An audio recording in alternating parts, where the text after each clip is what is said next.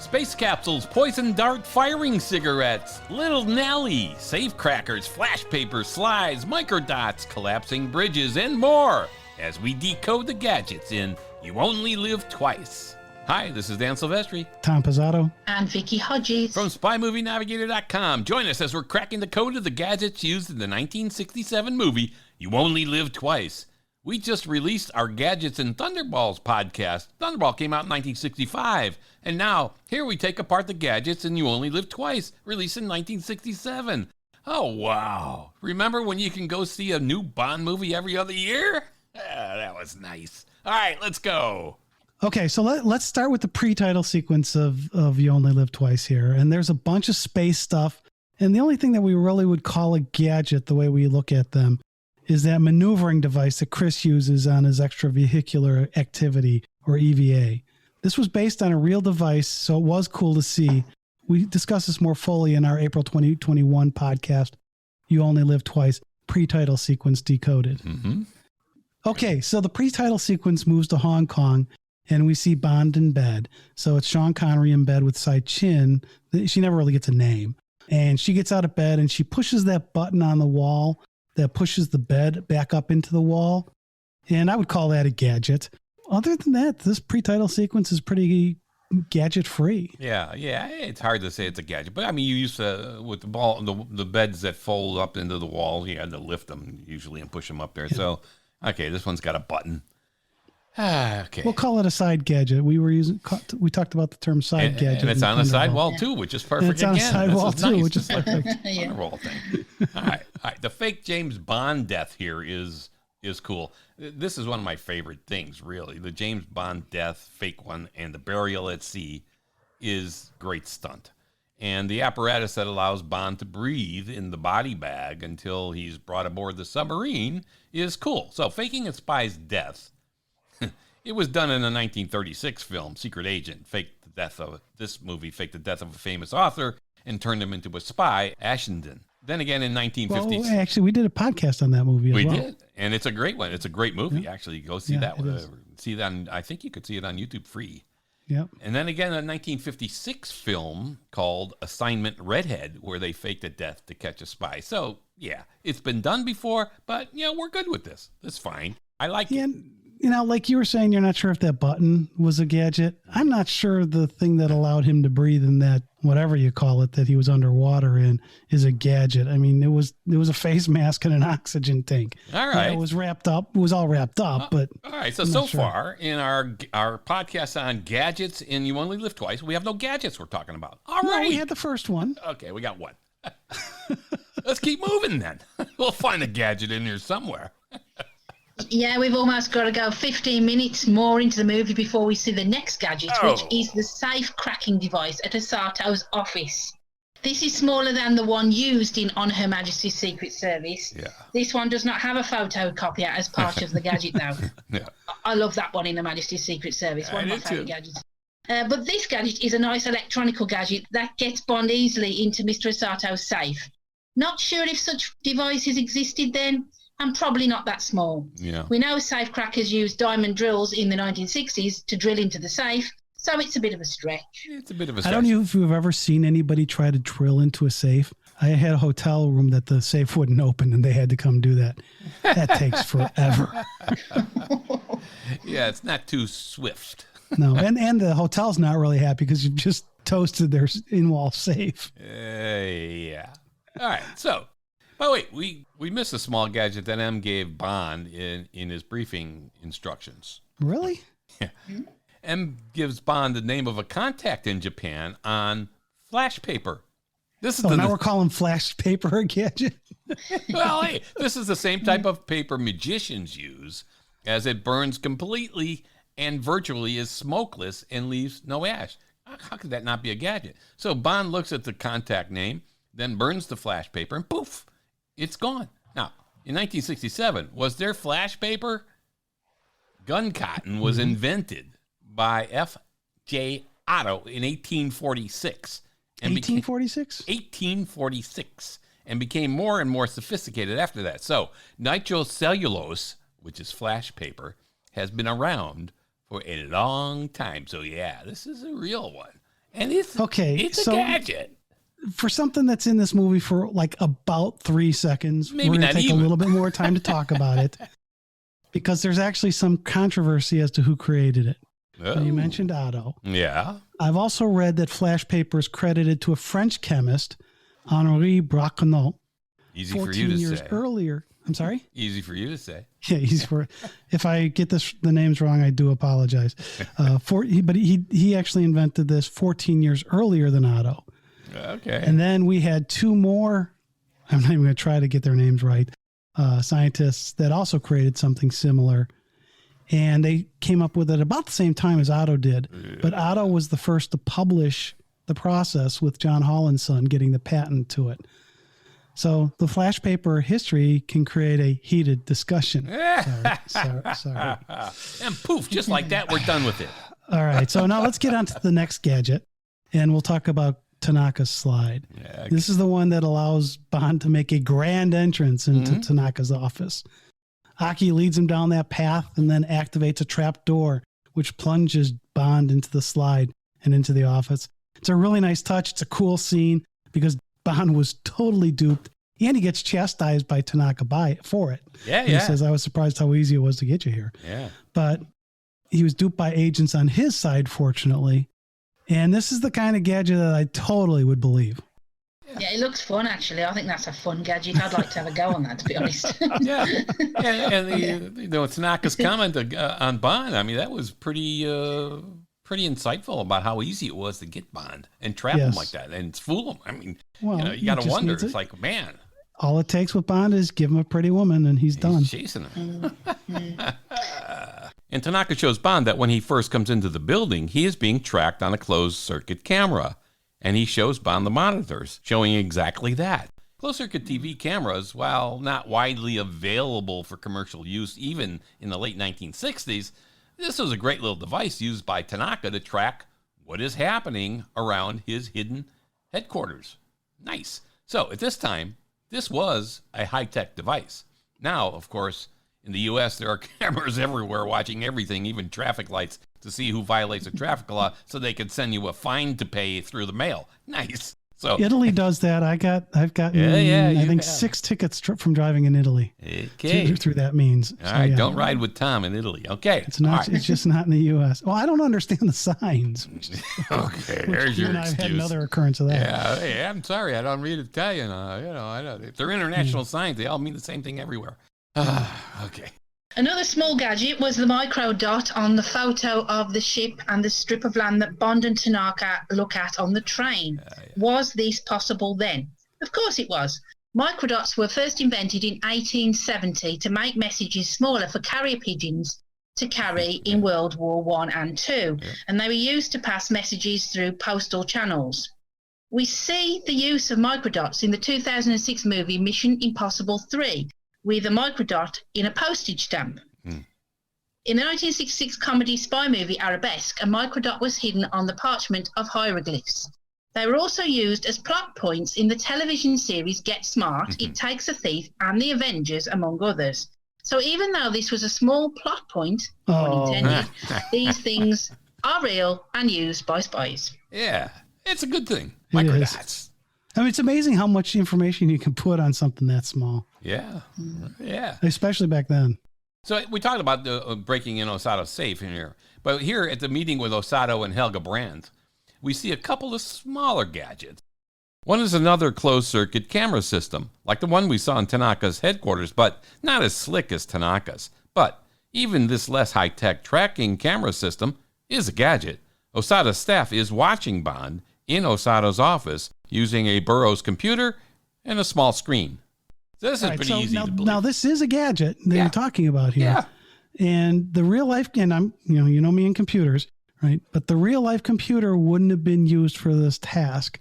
We talked about this computer in a lot more depth in our February 2021 podcast called You Only Live Twice, Scene and Title Song Analysis. It was a lengthy discussion. I'm not going to go into the whole thing here. Oh, good. You can listen to that podcast more. I think Dan thinks I probably talked too much about it, but that computer wouldn't have done what they did with it here in this movie. Yeah. But it was cool to see. It is cool to see. All right, so we see another minor little gadget here. We see this X-ray screen on Mr. Osato's desk when Bond is sitting in his office, in Osato's office. And it takes an X-ray of Bond showing that he's armed with the Walther PPK. X-rays have been around a long time. So, of course, this was believable. Yeah, no, I thought it was funny because the X-ray doesn't show all of Bond. What if Bond had a gun like on an ankle holster or something, or a calf holster? Yeah. That it wouldn't have, he just happened to be X-raying the part of the body that has it, and you can identify the Walther PPK. Yeah, and really, it's kind of dangerous X-raying everything. Just sitting there in front of an X-ray machine for unlimited number of minutes, hours, whatever. In Thunderball, Bond is swallowing radioactive pills. Yeah, we talked about that in that podcast. Films. I'm not doing that. All right. Anyway, it's believable that he could do this. Now, MI6 has video conferencing capabilities in Aki's car, which for the time, 1967, was pretty darn high tech. Yeah. Now you can do it with your iPhone. Okay, but a stretch for 1967, we'll call it having a willing suspension of disbelief. And you really have to take that willing suspension of disbelief further, because Aki, motions or whatever and gets that helicopter to appear. That takes the car and drops it in the water. Yeah. I want to know how they got the shot of the helicopter dropping the car into the water onto that Toyota's television screen. You had the communications with it, I can kind of deal with. Yeah. But being able to get that shot on there just totally, it's to me a gadget that's highly improbable. Yeah, that part's a little suspicious. It's not like us, the viewers, seeing it. And of course, you're going to show us, like they show us the spaceships in You Only Live Twice. But here it's on the screen. So it's like, okay, this car must have cameras all over it. Or there's another helicopter filming it and feeding it to her. Yeah, I agree. That one's a little bit of a stretch. All right, the next gadget we see here is an exploding device. This is when Helga Brandt has Bond on a plane. She seems to be on his side. Well, she's got some kind of explosive device disguised as a lipstick container when she's flying with Bond to Tokyo. She traps Bond in his seat, then drops the device, which explodes or lights a flare or something. I'm still not sure what its purpose was, but Bond was trapped in his seat. And, of course, now the plane is going to crash. And she's going to bail out with a parachute. I didn't understand the use of this gadget. I mean, you want a bomb on the plane, put a bomb on the plane and parachute out and leave. I mean, you're trapping his arms or just kill him. I mean, just shoot him. What is all this stuff? This is the kind of stuff that drives me crazy, because this is not a believable scenario. Yeah. Well, you're not likely to have done it that way. Just shoot him, right? But or what something it really else was burning magnesium. Okay. And in theory, then it would burn through the floor to the fuel lines and blow up the plane. Yeah. Well, she parachutes out to safety. That's great. No, I'm not. Why not just put a bomb next to Bond with a short timer and jump? Yeah, there you go. You've got him trapped. He's going to die anyways when the thing hits the ground. Yeah. But this is a much more dramatic way. Flares have been around for 150 years, so I guess this one's believable. Yeah, sure it is. Yeah, and I'm sure they just wanted to give Helga Brandt her own gadget in a very smart lipstick container, very female. So, yeah. All right. Yeah, we'll run with it. It's just, I don't like it, but okay. All right. Okay, so let's look at another flying device. Little Nellie. Yeah. Oh, you gotta like Little Nellie. This was a real invention. It's an autogyro developed by Ken Wallace. Yeah. Of course, it was jazzed up for the movie with all kinds of props and abilities, rocket launchers, flamethrowers, smoke ejectors, machine guns. And it was a cool device, portable, and it could be assembled on the spot. Yeah. So, a real thing and believable. It was a leap of faith to believe it could do all it did in the film with its weapons and outmaneuver the big choppers chasing it, but it is cool. Bond used it for reconnaissance, looking for the headquarters of Blofeld, and where he could be launching a rocket to capture American and Soviet space capsules.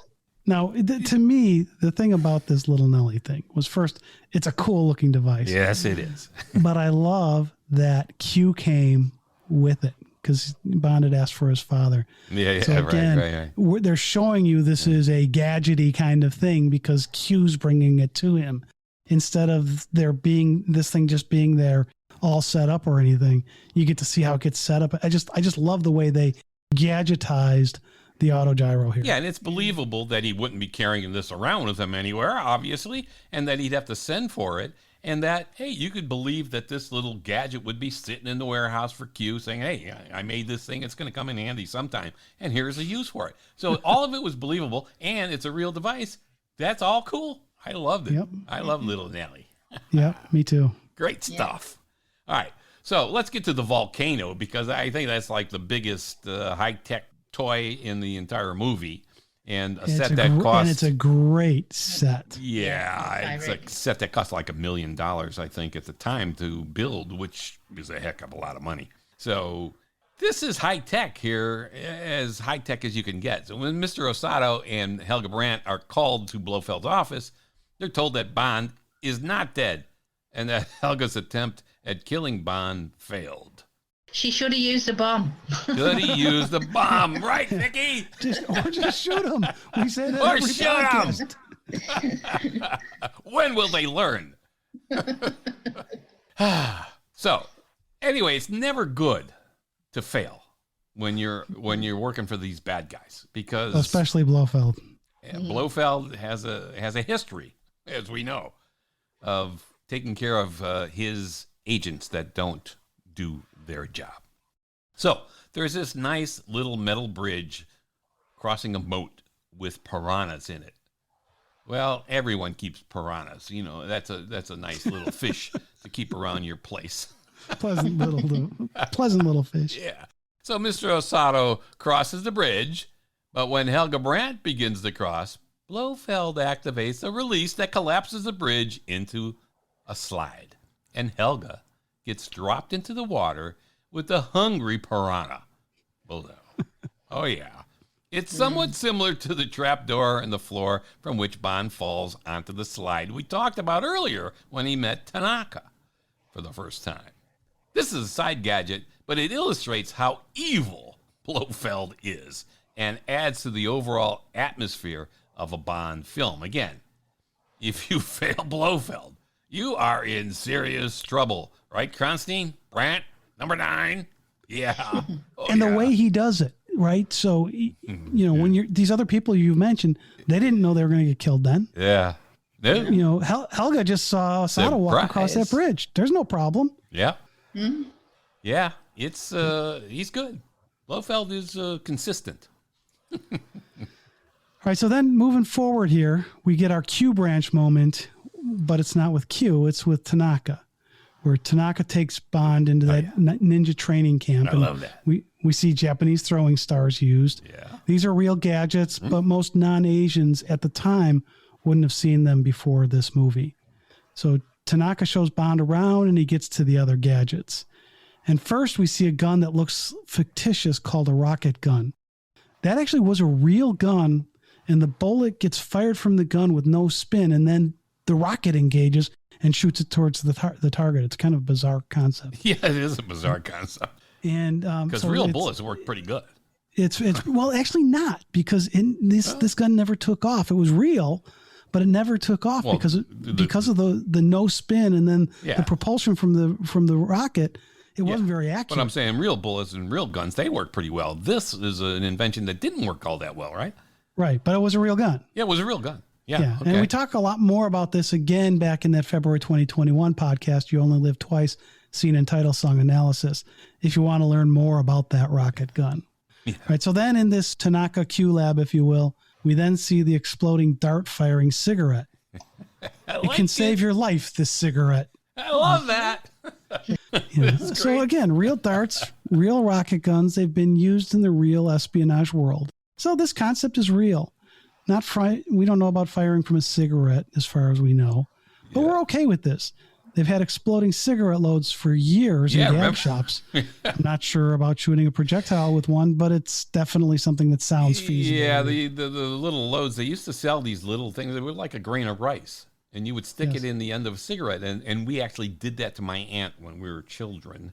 we had this little, it came in a little round container, and we stuck one in there, and she lit her cigarette, and it blew up in her face, scared the hell out of her. And we were in serious trouble after that. I mean, I did that to my dad once. He was typing in his office. Do you remember typewriters? Yeah. And I was upstairs and I heard it go. And the next thing, Tom! Yeah, that was a problem. But anyway, so that's it. But I love that this cigarette can save your life because, of course, cigarettes kill, smoking kills, blah, blah, blah. It's a great little line. Terrific line. I love it. I love that they had this. It was kind of a Q lab, even though Q wasn't in this part of the movie, but it was wanting to keep that tradition going. But they're going to have to use the Japanese section head to do that in this one. Yeah. Anyway. Okay, so the next gadget is controversial, even if we can call it a gadget, to be honest. I'm talking about the eyepieces, skin dye, and wig they used to try and make Bond look Japanese. Hell yeah. Those are so bad. In all of the 24 Eon production James Bond movies, this has to be the lamest gadget of all time. Yeah. Even lamer than the finger snapper we've talked about in Diamonds Are Forever that I know most of you hated. Which was pretty lame. This is just hideous. It looks like Sean Connery, not a Japanese man. I have to agree. That was, I think, the worst part of this movie, which was a pretty good movie. But this was the worst part in pretty much any Bond movie. It was kind of offensive to me, almost. It was like, really? That's what we're going to do? And then do it so poorly? And Sean Connery's so tall. He's hunching over as he's walking so he could look shorter or whatever. I mean, it didn't fit in at all. It was total nonsense. Yeah. It is hideous. I mean, they were trying. I think they were trying to tie back into some stuff out of the Fleming book, but I just think they did it. The execution was terrible. Yeah, execution was bad. All right, so let's move to another thing that I'm not sure we can call a gadget. We got a whole bunch of non-gadgets in this gadget This movie podcast. has a bunch of these little things that, are they gadget or not? I don't know. Yeah. And I'm talking about that string or the filament or whatever, when the henchman drops the poison down to try to get it into Bond's mouth. I thought it was actually a pretty cool way to try to silently kill someone. Yeah. Would have been helpful if he was a little more accurate with it. But. Yeah. It's an interesting, I think you could call it a gadget. It's an interesting technique. And you could see that it would work. It would drip down the cord, a kind of a microfilament cord or whatever. Yeah, so I think, it's a gadget. It comes probably in a little kit. You got your little eye drop bottle. You got your little thread thing there. So, yeah. It's a gadget. Let's call it a gadget. We need a gadget in this podcast.